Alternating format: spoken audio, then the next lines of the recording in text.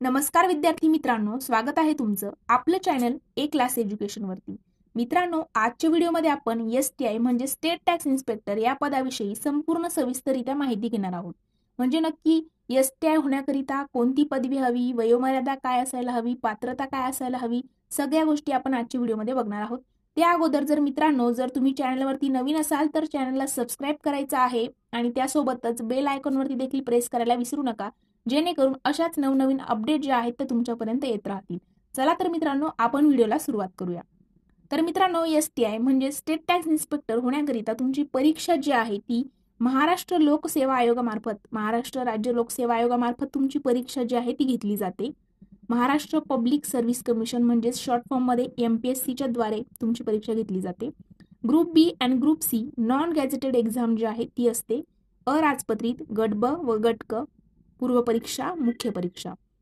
पुढील माहिती बघण्या अगोदर मित्रांनो, प्ले स्टोर वरती जाऊन तुम्ही जर स्पर्धा परीक्षेची तयारी करत असाल तर नक्कीच एक क्लास एज्युकेशन हे ऍप जे आहे ते तुम्हाला प्ले स्टोर वरती जाऊन डाउनलोड करायचं आहे। मित्रांनो, एक क्लास एज्युकेशन प्ले स्टोर वरती जेव्हा तुम्ही टाइप कराल या प्रकारचा आयकॉन तुम्हाला दिसेल। हे ऍप डाउनलोड केल्यानंतर मित्रांनो, या ऍप मध्ये तुम्ही ज्या स्पर्धा परीक्षेची तयारी करत असाल, तलाठी भरती असेल, सरळ सेवा असेल, पोलीस भरती असेल, कोणत्याही प्रकारची एक्झाम जी असेल त्याच्या प्रत्येक नोट्स असतील, लाईव्ह लेक्चर असतील, रेकॉर्डेड लेक्चर असतील, प्रत्येक विषयाच्या तुमची टेस्ट सिरीज वगैरे सगळ्या गोष्टी तुम्हाला ऍपमध्ये मिळून जातील। फास्ट ट्रॅक बॅच असेल, मॅरेथॉन बॅच असतील, सगळ्या गोष्टी ऍपमध्ये तुम्हाला मिळून जाईल। त्यानंतर मित्रांनो, टेलिग्रामवरती आपलं चॅनल आहे, ते चॅनल देखील तुम्हाला या ठिकाणी जॉईन करायचं आहे। तुम्ही ज्या स्पर्धा परीक्षेची तयारी करत आहात त्याबद्दल कोणत्याही प्रकारचा डाऊट जर तुम्हाला असेल तर तो तुम्ही आपल्या टेलिग्रामला विचारू शकता, पर्सनली मेसेज करू शकता किंवा ग्रुप जॉईन करून तुम्हाला तिथे प्रत्येक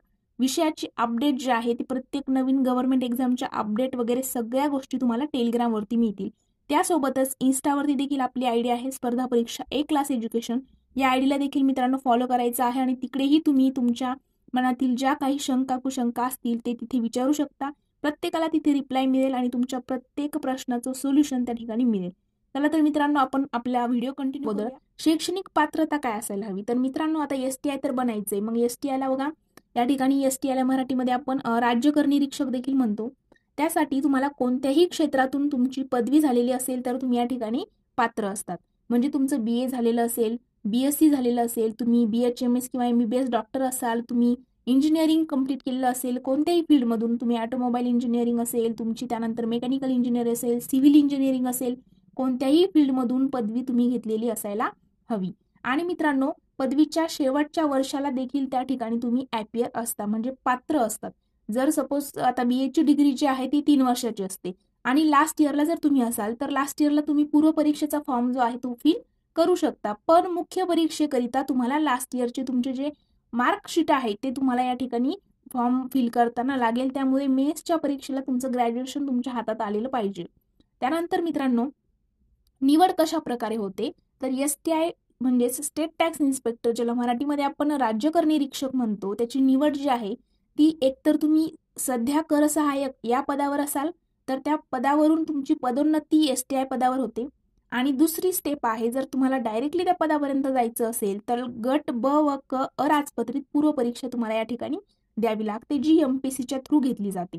मग ती परीक्षा वगैरे कशी होते, काय होते, आपण सगळी काही माहिती बघूयात। तर मित्रांनो, परीक्षेचे 2 टप्पे असतात। पहिला टप्पा असतो पूर्व परीक्षा, जी 100 गुणांची असते आणि 1 तासाचा वेळ तुम्हाला त्या ठिकाणी असतो, आणि दुसरा टप्पा जो आहे तो आहे मुख्य परीक्षेचा। त्या ठिकाणी तुम्हाला 400 गुण असतात, त्यामध्ये पण 2 पेपर असतात। पेपर पहिला 200 गुण, पेपर दुसरा 200 गुणांचा। पहिल्या पेपरला मराठी आणि इंग्रजी हे 2 विषय असतात आणि दुसऱ्या पेपरला GS पूर्णपणे तुमचं असतं।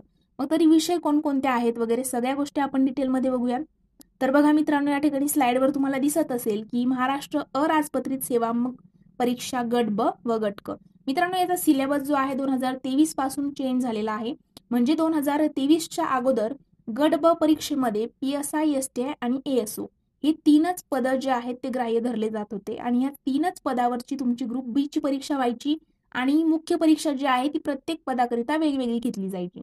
पण 2023च्या नवीन बदलानुसार तुमची जी परीक्षा आहे गट ब आणि गट क ची आता इथून पुढे संयुक्त परीक्षा होणार आहे. म्हणजे काय, अगोदर गट ब आणि गट क च्या वेगवेगळ्या परीक्षा घेतल्या जायच्या, पूर्व परीक्षा दोन्हींच्या वेगवेगळ्या असायच्या, त्या आता एकत्र करण्यात आलेल्या आहे. म्हणजे तब्बल ग्रुप बी मधील 4 पदं PSI, STI, ASO आणि दुय्यम निबंधक या 4 पदा मिळून ग्रुप बी आणि ग्रुप सी चे 6 असे टोटल मित्रांनो जवळजवळ 10 पदांसाठी तुमची एकच पूर्व परीक्षा इथून पुढे होणार आहे.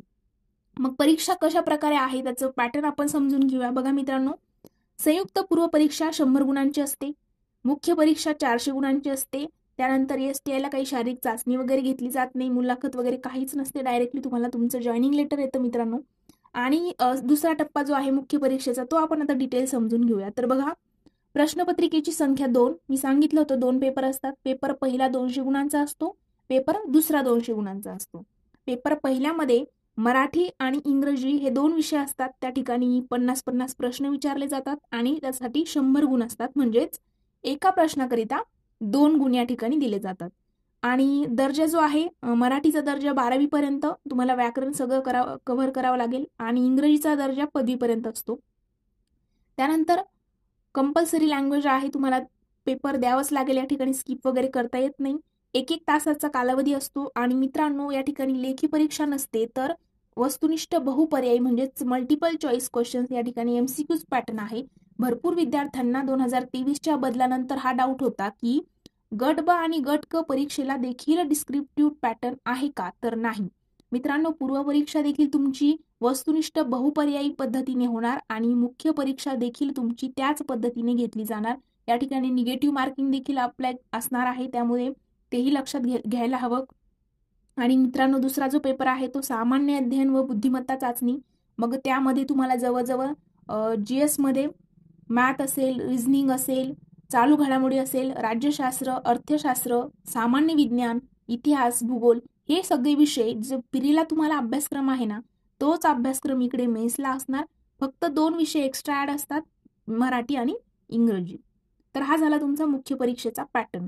मग त्यानंतर STI करिता वयोमर्यादा काय असायला हवी, तर बघा मित्रांनो, ओपन म्हणजेच सर्वसाधारण गटामध्ये तुम्ही असाल तर 18 ते 38 वर्षापर्यंत वयोमर्यादा आहे. मागासवर्गीय किंवा अनाथ असाल तर 18 ते 43 वर्ष. SC, ST किंवा खेळाडू असाल तर 43 वर्षापर्यंत तुम्ही फॉर्म फिल करू शकता.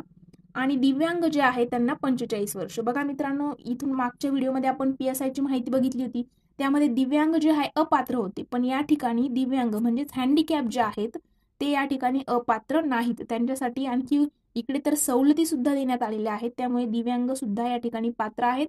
आणि दिव्यांगाचं वयोमर्यादा ही जवळजवळ 45 वर्ष या ठिकाणी आहे, हे लक्षात घेतलं पाहिजे. मग त्यानंतर STI ची मुलाखत होते का, तर मित्रांनो STI ची मुलाखत होत नाही. डायरेक्टली तुमची मेन्सच्या रिझल्ट नंतर फायनल मेरिट लिस्ट लागते आणि डायरेक्टली तुम्हाला 2-3 महिन्याचा जो काही कालावधी असेल तेव्हा तुम्हाला डायरेक्टली जॉईनिंग लेटर येतं मित्रांनो. मग ट्रेनिंग वगैरे असते का PSI सारखी, तर याची आपल्याला निश्चितता नाही सांगू शकत. म्हणजे ट्रेनिंग असतेच असं निश्चित सांगू शकत नाही, ते डिपेंड करते. महाराष्ट्रामध्ये कोणत्याही जिल्ह्यामध्ये तुमचा जॉब असू शकतो. तर आता सपोज तुम्हाला जॉईनिंग लेटर आलं, तुमचं कोणत्याही विशिष्ट जिल्ह्यामध्ये तुमचं त्या ठिकाणी सिलेक्शन झालं असेल, त्या स्टाफच्या माध्यमातून तुम्ही, म्हणजे जसं की तुमचं सिलेक्शन झाल्यानंतर तुम्ही नोकरीला ज्या ठिकाणी जाणार तिथे तुमच्या वरिष्ठ अधिकाऱ्यांच्या थ्रूच तुम्हाला प्रॅक्टिकली लगेच नॉलेज द्यायला सुरू करतील, तुमचं काम वगैरे कसं आहे वगैरे सगळ्या गोष्टी, किंवा ट्रेनिंग घेतली पण जाऊ शकते, हे निश्चित आपण सांगू शकत नाही. तर मित्रांनो ही झाली आपली STI पदाबद्दलची संपूर्ण सविस्तरित्या माहिती. जर तुम्हाला व्हिडिओ आवडला असेल तर व्हिडिओला लाईक, कमेंट आणि तुमच्या मित्रांसोबत शेअर करायला विसरू नका. Thank you so much.